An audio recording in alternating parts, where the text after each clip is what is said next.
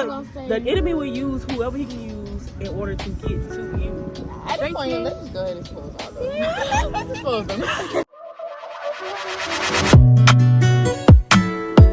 Don't play with it, don't be dishonest. Ay, still not understanding. Hi guys, welcome back to my channel. It's your girl Kai and I'm back with another video.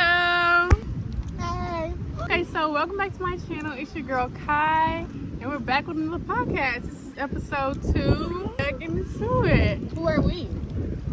Oh, here she go, y'all. Here she go, y'all. Please go on somewhere, like, for real. Dang! Back again with my sister Brianne and I also have my friend Nesha here. I'm excited for today's podcast and I hope you guys are too, so let's get straight into it. So what has God been teaching you guys recently? He's been teaching me about tithes, how you can pay your tithes. Oh, tithes. Yeah. Oh, I was just asking Kai about that. Yeah, I didn't know you can get, like, let's not say that I did not know, I just didn't listen. But I didn't really have a lot of knowledge about tithes. So I didn't know you can get a curse from, you know, not paying your tithes. I don't know that either. I would hear the preacher, like the church I'm going to now, I would hear the preacher say like you can get cursed. And I actually read recently, actually yesterday, I read in the scripture about the curse that can be on you and stuff like that. Oh, wow. And your money can really go like through your hands. Like for you not paying tithes, your money can just melt like water. You know, like you'll feel like you making the money, but it's just running right through your hands like you ain't never had no money. So yeah, you have to put faith in God by paying your tithes. That's what I've heard. It's in Haggai, chapter 1, verse 16. I mean not 16. You better come with the scripture. Verse 6, I believe. And I am gonna have a Bible study on it. When you having it, girl? Probably tomorrow. And she has a group called The Garden. Y'all, you gotta tell me what it's at. Where's that, girl? Facebook. And we usually have it on Google Meets at 6 o'clock Central Time. 6 o'clock what day? Mondays. What about you? One thing that he's been teaching me is that I have to ask for healing from... Y'all, please ignore the music in the back. It's Mother's Day and they're having cookouts and everything like that. He's been teaching me that I'm still dealing with spirit of offense because lately... We had a video on that too, didn't we? Ooh, did y'all? Wait, what? Spirit of offense. Oh yeah, we did. Yeah, I'm dealing with that right now. Cause like at home and at work and stuff, I just been dealing with that because that, like me being offended would bring like a side out of me that I don't like and that I'll be ashamed for. So yeah, I'm just trying to deal with that right now. The spirit of offense is really strong. Like that's why God says, what is it like? Not the best commandment, but what is it like? Oh, the greatest. The greatest commandment is like love or something like that. Like Yep. loving. So that's like, as long as you're loving somebody, that's the most important thing that you're supposed to be doing. Because that's what he told the disciples when he was about to get ready to leave. It's like, make sure that you guys are loving each other, you know? Because if you got love, then you can't be broken up. You're going to be on the same page. Me personally, what God has been teaching me is like, because I still been working on like the spirit of anger. So he just been teaching me how to like listen to people and then respond. Sometimes I just like be ready to like quickly respond to people without like actually thinking about what I'm saying. And that's how I be so quick to anger, because like then you just saying whatever that comes out of your mouth. Right. So yeah. That scripture, like slow to speak and quick to listen. Yeah. Oh, slow to speak. Yeah, Quick to listen. Yeah. Oh yeah. I'm gonna have to look up what scripture that is. But yeah. To beat all of that is just love. Yeah. Love. Period. And make sure you love first, because that's the most important thing. You know, just make sure you are loving to everybody. Even those that offend you. Oh yeah.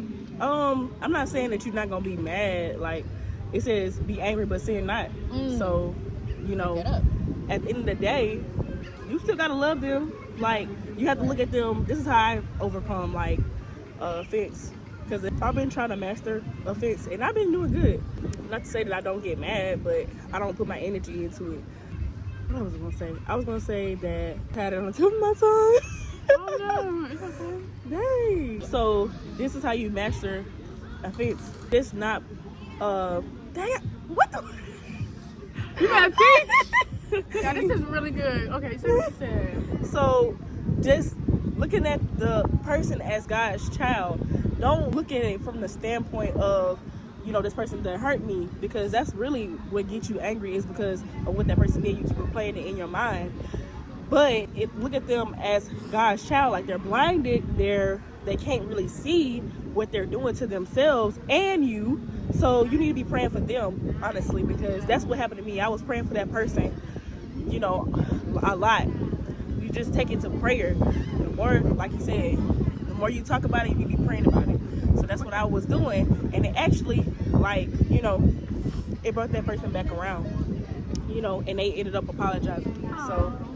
So like, don't think just because they're Christians that they not gonna hurt your feelings, because Right. no, they're not perfect. They're not Everybody Jesus. gonna hurt your feelings, and So- it's okay. And Like, sometimes it just be the spirit in them trying to get to you. Yeah, that's true. but dang, I was bro. just gonna say, The enemy will use whoever he can use in order to get to you. So it can be your friends, your co-workers, your family, your children, anybody. But definitely seeing them as like God's child, you see like not everybody is perfect. Literally everybody has flaws, everybody has characteristics where it's like, can you not do that? But it's like everybody got their thing. And everybody learning. Yeah. and there's also a saying, and I actually have to act on this more, because if I'm being honest, sometimes whenever I get like offended and stuff, I don't act on this. Sorry. She had dropped her finger. I put it in my mouth and it fell So I was gonna say thank you for saying that, and phrase I'm gonna say, I honestly haven't been acting on this, but hopefully in the future I'll like remember this every time I get offended. It says, what would Jesus do basically, and like you have to think about that. Like, would he be acting like, would he respond with Out of character? Yeah.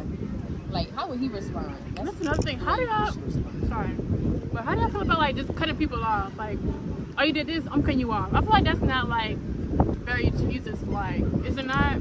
Depending on what they did. I can see that though, yeah. It's like it can go both ways. Because at the end of the day, some stuff happens just so you can see that this person is not for you. Gotcha. And it's not the person that God has called you to be around. Yeah.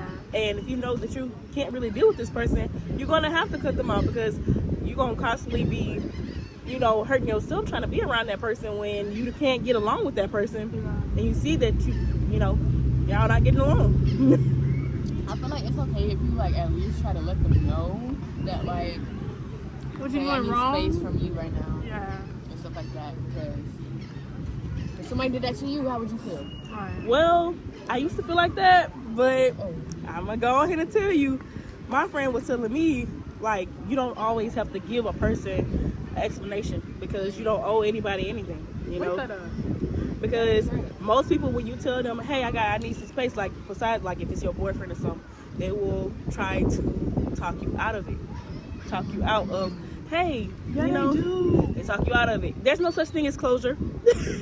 You either done with it or you I not. heard that too, girl. So Dang, that's a lot. you decide what you're gonna do, because I feel like them controlling you, manipulating you to wanting you to stay, when you could just make your decision, ask God about it. If you say, hey, snip, snip, snip, snip, period. So yeah, period. You got anything else to say? No? Okay. So let's get Shit into me up. let's get into the next question. So y'all already know how we feel about this one. But do you think the music of this generation can be detrimental of the Christian community? Yes. Because they don't know what's behind the music, who made the music, and y'all think it's y'all artists, but it's really not.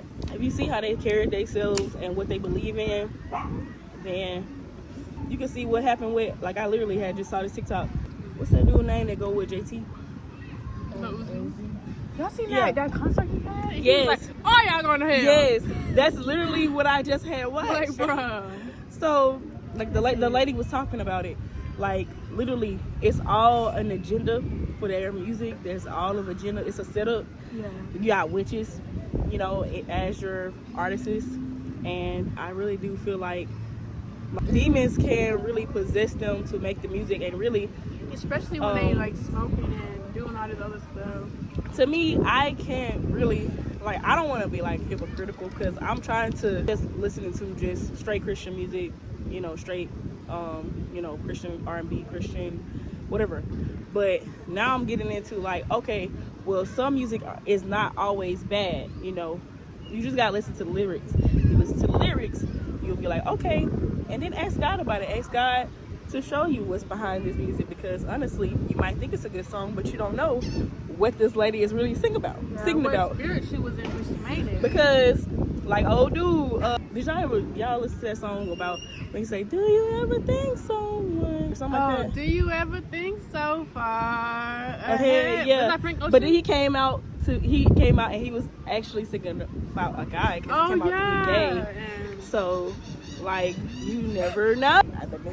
The people were singing it. the Negroes were singing it. No, don't say that out loud. Off that real quick. Didn't they say like music is the devil's playground? Mm-hmm. And the devil was wasn't he a musician Yep. in heaven? Yep. You need really need to watch what you listen to. Yeah, and these artists that y'all think are okay, sometimes they're not okay. Y'all really have to ask for Like confirmation on them, because Ariana Grande literally came out and said that she's a witch. And then JT, yeah, I was gonna say, Yeah, at this JT. point, let's just go ahead and expose all those. Let's expose them. JT just came. No, she didn't even just came out. Not too long ago, she was on live with Terry Joe, and then somebody in the comments asked her, "Do you believe in Jesus?" She said, "No, we believe in money." Like the fact that she even said that. No, actually, thank you for that, because now at least we know what side you're working on. Right? Didn't they say like in the end times, like they'll start to like people used to like worship the devil in private, and now they're starting to do it more publicly. Look up that scripture about, like, it says in the end times people will have like, what is it? Is that in Be Revelation? worship. What is that? Like worship themselves and be in love with money or something like that. Starting to like cling to the personality we have before Christ, and then when we turn to Christ, it's hard to let it go. You know, people just going up to the altar and like, oh yeah, you getting saved, and you don't really know what to do after that.